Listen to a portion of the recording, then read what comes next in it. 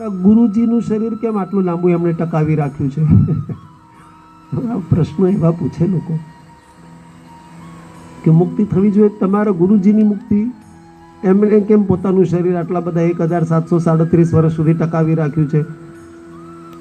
તો કહ્યું, ભાઈ આપણા જેવું ન હોય.